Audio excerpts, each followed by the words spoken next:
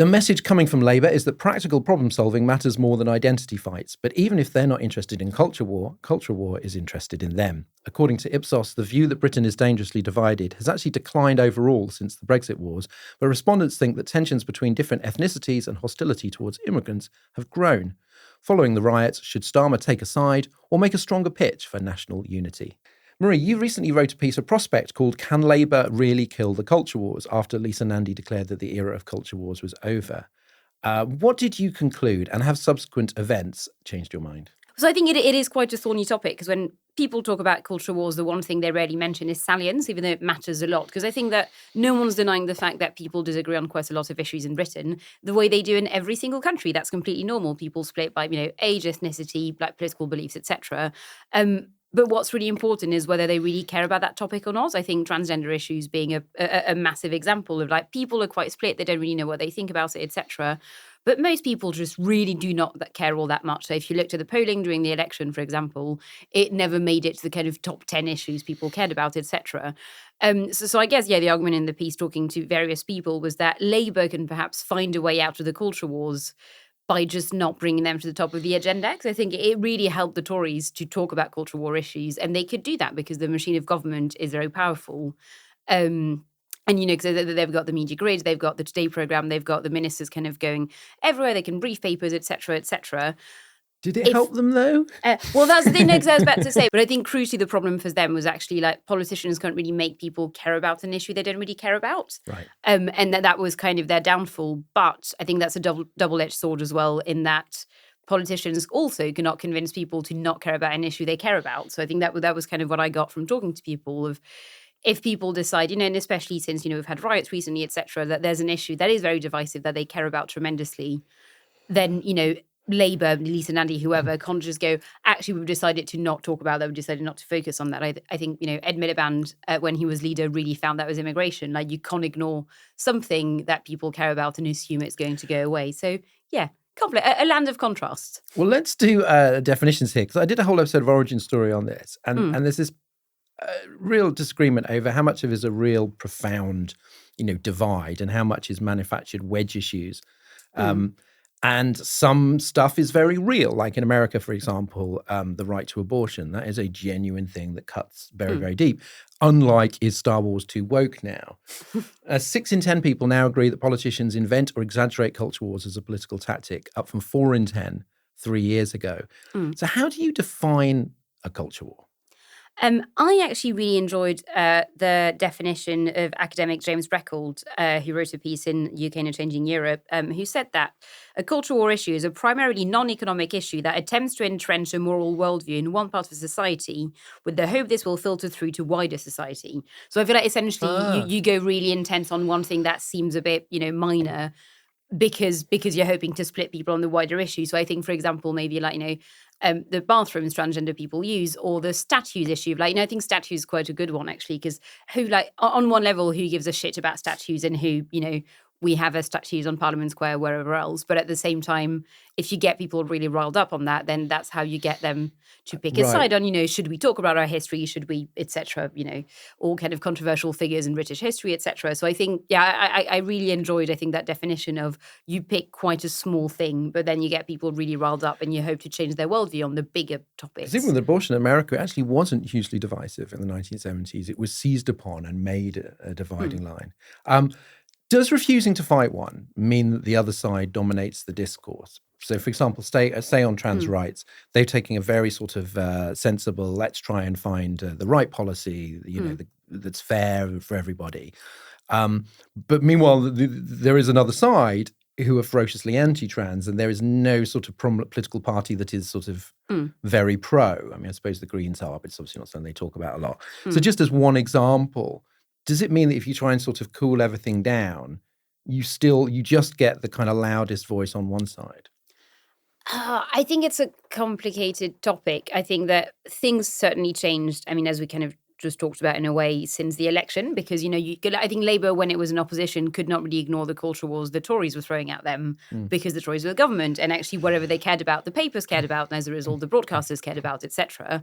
I think now they're in distant opposition. Whatever they decide to shout about doesn't matter quite as much. But that being said, obviously, this is another piece I wrote for the New European recently, because we have this media ecosystem where we do have a press that tends to lean to the right, and we also have broadcasters who, for reasons of saving money, etc., rely a lot on what's covered by the papers, actually. So, you do get a kind of right-wing bent to a lot of what ends up being discussed in general, even in, on the BBC, etc., through paper reviews. So it does mean that I think Labour can't quite go, oh, well, we won big. The Tories are kind of far away. They're not going to win again anytime soon. We can just ignore them. Like that, the Tories can still, if they decide to care about an issue massively, they can still make it a problem for the government, I think. So how do you feel about that concept? Do you worry that it is a self-fulfilling prophecy, that if you talk, we didn't 10 years ago, I don't think we really used to use that phrase. It's a much more American phrase. And if you keep talking about culture war all the day, people assume there's one going on. Yeah, I think you have to diffuse from the inside. I think Britain doesn't really have culture wars as such if you take it really seriously. Take it really seriously, and I think you should think about the analogy with a civil war, the kind of thing where people start shooting each other because you can't share the same terrain. So that isn't a sort of Twitter storm about, Adele's haircut or something, but it might be a fundamental issue where you feel an existential threat. So, certainly different views of abortion have a much bigger form of, like, do I want to share my society with these people? Britain has had very big political divides over things like Brexit and Scottish independence. These are quite big. What state do you want to be in? But they don't go as deep into society, I think, of the culture clashes of America or France in terms of the depth and range, such as that if I see you wearing a face mask, can I guess who you're going to vote for president? And what you think about abortion, and what you think about climate change. The reason Britain had a very different general election to America's is that people do move around. People who voted for Brexit look at Liz Truss, vote for Keir Starmer, and so on. So there's a value in keeping that, but avoidance, hoping it all goes away, I think has that effect of leaving it to loud voice on the right and further to the left. So I think you diffuse from the inside. You can't diffuse an issue if you can't answer it, but you don't then have to stoke and amplify it harder than it goes. Identity politics is another phrase that's become very current only in recent years. Another American invention. It's a wonderful country. It's always inventing these things. But I wonder whether that has a kind of, is that being used in a useful way? Because, I mean, is all politics, or is much of politics, identity to some extent? We didn't talk about the class-based politics that sort of dominated for much of the 20th century. In a sense, was about identity as well as economics. So is identity always in there, even if it's not big I, big P identity politics? I think that's right, that all politics is the politics of identity, and you can have different kinds of politics. And people who think that, if you fix all the potholes, nobody would have an issue about Muslims in their community. I mean, you can certainly, diffuse the amount of anxiety and tension there is by dealing with socioeconomic issues. So yeah, you need an identity politics, or politics of identity in a diverse, fast-changing society. And I think it's a problem if either the left or the centre says people don't care about that. We all care about issues of identity. The question about whether we're having sort of, inclusive identities, bridging identities, live and let live identities, or them and us identities of which kind, I think is the question. Can you have a sort of identity politics that isn't pick a side and who do you hate? Because actually I think that's what you need to have if you want to govern a society like this one.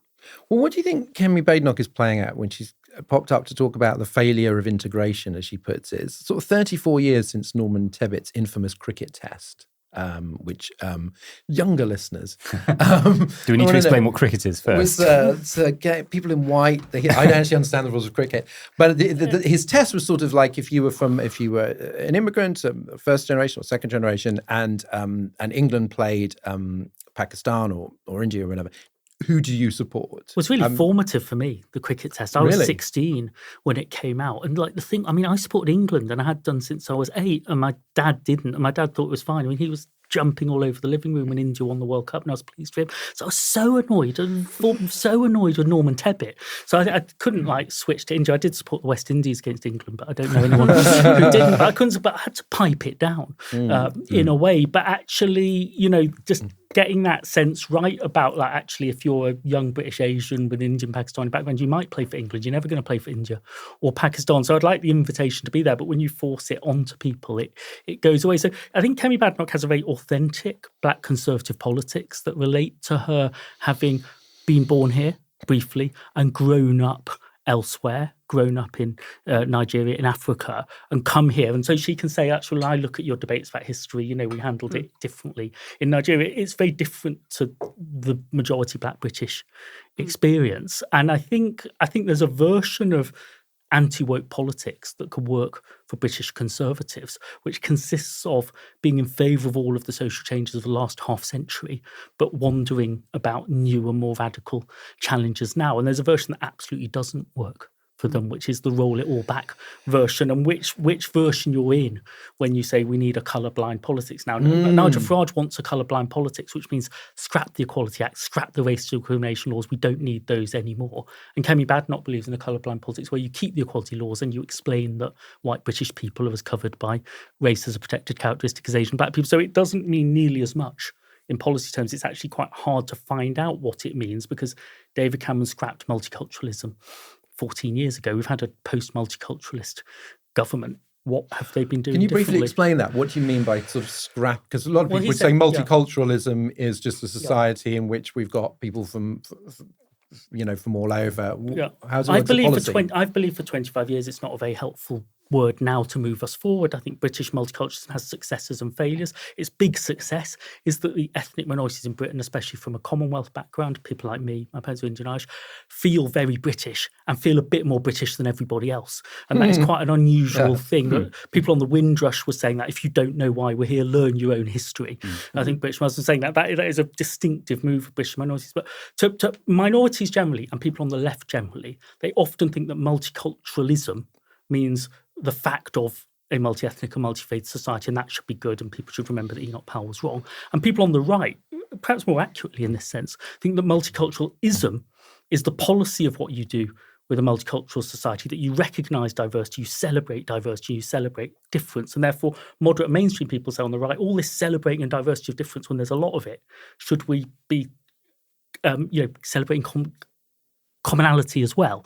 And so there's a sort of Starmerite position, Cameron-esque position that would be respect and recognise difference. Obviously, it's a fact. Work for commonality, etc. That people who think it's a hooray word and people who think it's a boo word can actually agree on. It's helpful if people speak the same language. It's helpful to have not segregated schools, mixed schools. It's helpful to have no discrimination against everybody, fairness for everybody. But the multiculturalism debate is the left thinking that the right is still saying Enoch was right, send everyone back, and the right thinking the left is saying, hooray, diversity, diversity, diversity, it's all brilliant, without really having an agenda to manage it. Is it a bit like the left sees it as descriptive and the right sees it as prescriptive? And there are different forms. Roy Jenkins had a very liberal idea of multiculturalism that was very different from Ken Livingstone's at the GLA, which would be very different from the version Nigel Farage is against.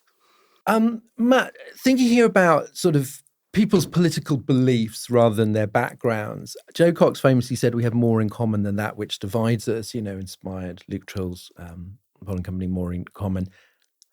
Do you believe that? Do you believe that sometimes and not at others? I don't think it can be true all the time, definitely. I mean, it's a big question. I think it is true sometimes. I think it can be harder to see it these days because we're in this world of sort of hyper personalization that we all live in, whatever we want to call it, echo chambers, bubbles, niches, our own little tribes. And I feel like I think I noticed it particularly in cultural terms that we're all in our own little worlds where we see what we want to see or what the algorithms tell us we want to see. And that can mean that even small differences between people kind of feel bigger, that like there's less common ground even just to talk to somebody about what are you watching on telly or what have you been doing? People have very different, I don't have that channel or I can't see that thing or I don't know about that. And so it feels like that we've got less sort of points of connection and points of commonality than we ever used to. But then just from a sort of personal point of view, I do comedy gigs all the time. I go to comedy clubs and they're very diverse audiences. They're very mixed, lots of mixed people. Yeah, maybe if it's London, it's one type of audience, but if you go somewhere else, it's a different type of audience. And people all laugh at the same stuff. And I think when you actually get people in a room physically together, there's something about that creates a sense of commonality. Well, that's the thing with social media. Obviously, people kind of they narrowcast their own sort of personalities. So there might be people who you might know from the school gates who you're chatting to about other things, and they might have this one issue that you disagree about. But maybe it doesn't come up, or if it does come up, you just go, well, that's just one element. Whereas on Twitter, they've got flags and hashtags and tweet about nothing else. And so sometimes it just seems like you're not dealing with another person, you're dealing with like a megaphone with an opinion you hate. So perhaps slightly niche to a point, because I think it definitely applies to London. I don't know how much it applies to the rest of Britain, but my worry as well is that I think that kind of like those small bubbles happen in real life as well. And that's so weirdly, I notice it every time I go back to France, where I think, the terraces in France are essentially like the nation's kind of like, the terraces are kind of where the entire country goes to meet. And I really like that. So, I'll go home and I don't know, I'll go for a drink with my mum on this like lovely terrace on a square, and we'll be sat next to, a group of like quite drunk, annoying like teenagers. And then next to us, we'll have some like retired people just having a nice lemonade, etc. And it really strikes me often that when I go out in London, I'm kind of just among other 30-somethings, maybe 40-somethings, like maybe occasionally some people who look like they could be in their late 20s. But that's essentially it. So it feels like London feels very socially, so yes, no, like all of us, like, yes. Having a brat, we're all having a brat summer. So London strikes me as like increasingly socially segregated, which again worries me. I think it's really good to have spaces where you kind of that's what I mean. Yeah, mingle with everyone. And, being in. I mean, obviously, I'm not saying comedy clubs are some sort of panacea, but it is a place where you do get a mix of different people. Everyone gets together because they love you so much. Well, they want to enjoy something. They want to have a night out. The government should invest in more comedy clubs where Matt Green is. Ideally. But Matt, does the waning of the Leave Remain divisions, which seem to be kind of the new shape of things for 2-3 years, suggest that divisions are not as deeply rooted as they are in the US? Like polarization in America is almost like two competing versions of reality. Literally, if you ask Republicans, how's the economy doing, they will deny basic facts about employment figures or whatever. And we're not there yet, although if you look at the way reform voters responded to the riots, they are. Well, I think, but that sort of is partly why, isn't it? Because I think in America, a big part of the problem, huge part of the problem, obviously, is their media ecosystem is so divided, and that Fox News is this whole separate news channel which doesn't tell you anything good about the Democrats and only tells you good things about the Republicans. And we don't have that yet, quite. I mean, obviously, GB News is kind of leaning that way more and more and becomes more and more like that, but it's still not really a mainstream channel. No. There is still a way for most people to get relatively unbiased, balanced news if they go to the BBC or whatever. And so there is a sort of, as I said that, I heard thousands of commenters going, the BBC's rubbish. But I also think part of the Leave Remain thing is that, not to be sort of partisan, but I feel like the fact that Brexit hasn't been a glittering success means that part of that has broken down a little bit, that people who were so, I'm a believer and I think Brexit's great, particularly before it actually happened in those sort of awful 4 years where it was just everyone was at each other's throats. Since then, I think there's been a bit, I'm not suggesting in any way that everyone who voted Leave now thinks it was a terrible mistake, but I think there's a bit more of that and a bit more of a sense of slight embarrassment of like, I'm not going to fully pin my flag to that mast. And so that just naturally means that those identities have kind of fractured a bit. I was speaking to Luke Troll about this exactly for a different piece last week, and it was really interesting. So apparently after the referendum, around half of Leave voters saw the fact that they'd voted Leave as a core part of their identity. And apparently that number has completely plummeted now. So there's been massive depolarization on Brexit, which is really interesting, I think. Sunder, you mentioned this earlier, this idea that if you make a positive difference to people's pockets and communities, they feel better off, they see their sort of high street revive or whatever, then that holds back right-wing populism and you don't need to get into the identity stuff. And there are centrists who think this, and there are people on the left who think this, that's the solution. It's sort of good is delivery. And you're suggesting that there has to be more. What is... this is the bit we'll ask you to sum up an entire book in a minute. But what is the core of the sort of progressive version of patriotism that you sort of interested in? It's clearly half right. That if you sort out socioeconomics, you'll do something, and it's kind of half missing the point. I think sort of centre left people should really value patriotism because it's a collective identity you're calling people to be still part of. And if you want an internationalism, you're going to have to argue about the type of national identity you do and don't want. And if you want people to make sort of sacrifices because of climate change or to invest in each other in the welfare state, then you need the collective identity and the collective experience to stay high. Whether you can have that without a sharp they hate us and we hate them politics. So you've got to have a politics of identities, a politics of a multi-ethnic identity that has space for the majority group and the minority groups to share the same things. Otherwise, of course, people are going to look at someone like Donald Trump whispering, well, I'll look after you because somebody's got to look at how everybody else is doing it. So if you've got to have, I think, the macro shared identities that we invest in together and that are emotionally meaningful for people. It's no good to have a sort of, I mean, the Germans have tried this, and in Germany you could make it work because of the particular history. No good to have a very sort of constitutional patriotism where it's all about the nature of the constitution. What you share as a society is like, watching England lose at penalties, or, watching Scotland not quite get to the second round or something, or, what you do at primary school, secondary school. Do these things feel exclusive or inclusive if there's a big royal occasion? Is it for everybody or is it for one group? I think you value, as Matt was saying, the things that 15 or 20 million of us still do at the same time are so rare. You should invest in them and project the idea that all of the in-groups and out-groups are doing them together. Because you've written about the way that sometimes the left underestimates the patriotism of people who aren't white and thinks that patriotism is sort of inherently racist, and misses the fact that there are lots of different communities in the country who feel very,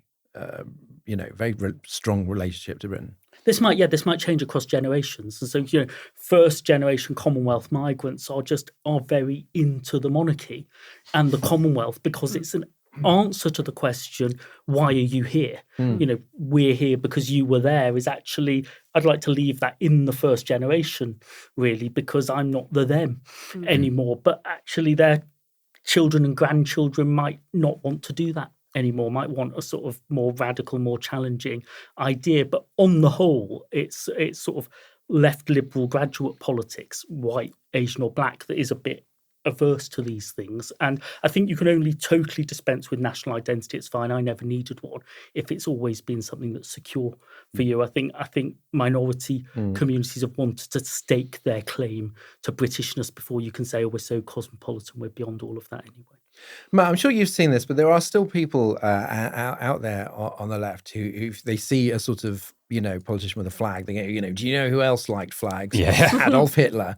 And they've got like a little picture of Nuremberg next to like Regent Street or whatever. Yeah. And, back in 1940, Orwell was going like, oh, the British left really has a problem with liking Britain. Caroline Lucas, I think, made a really interesting point. She says the leftists are not very good at telling national stories. Why is that? I don't know. I mean, I think patriotism often gets mixed up with nationalism and gets mixed up with, saying that everyone else is bad and we're the best. And I think the left finds that maybe a bit embarrassing and a bit sort of parochial, and that it's not got a big enough, you haven't got a big enough view on things. As you say, that there's a sort of an attempt to sort of put internationalism on top of everything, that we're all the same, and which can become very sort of bland.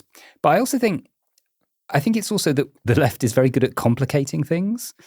We're very good at seeing a story and going, yeah, but what's underneath that? And what's underneath that? And where did that really come from? Which is great. And that's fantastic if you want to do an English degree or whatever. It's sort of my career. It's media studies, tick, But the problem is that's hard to kind of get behind. It's hard to get behind the story of Britain if you're always thinking, yeah, but actually some of those bits, and Churchill, I'm not quite sure, but where, the right are much better at, simple stories, 3-word slogans, let's do the thing because we've always done the thing, that's how we do things.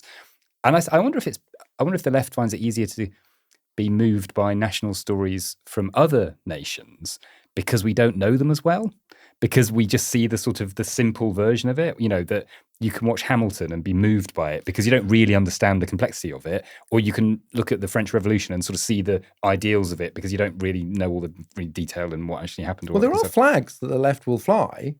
Yeah. So not British ones, and those are also complex. Yeah, exactly. Complex stories. But they're at a remove, and therefore yeah.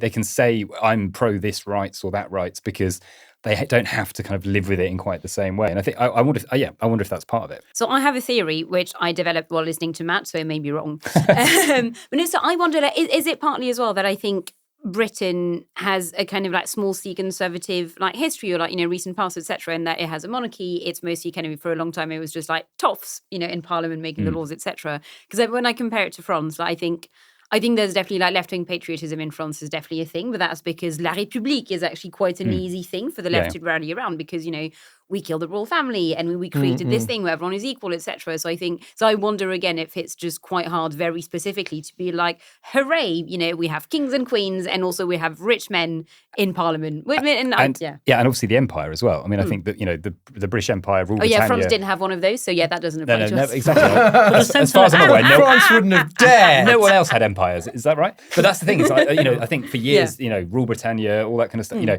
we were the most sort of jingoistic, you know, nation, and people were brought up in private schools to believe all of these things. And so I think now, the left, by definition, is always kind of against that, and so it finds it hard to find a new way through. The centre-left, if it wants to, has ownership of the most resonant national story in this country, which is that the Second World War is actually fought by armies that look as diverse as we are now. It's an anti-fascist war, and the prize for winning it is the National Health Service. Occasionally it does that, but it's also got this, are we the overdog? You know, and that's what all we're saying, are you in favour of everyone else's nationalism, patriotism, but your own, so maybe you can't do the English one? And then you've got the asymmetric point where you are in favour of all the other identities being recognised except the identity of most people of the biggest country, and that is a big risk. Well, I suppose, you know, if you boil it down, when I think the left is at its worst, is its crudest, is when everything is divided into, the entire world is divided to underdogs and overdogs. Yeah. Overdogs bad, underdogs good. And where are the normal dogs? I know. Where are the good dogs? The middle dog. Where are the good dogs? The little fluffy little boys. Marie, let's talk about Keir Starmer to wrap up.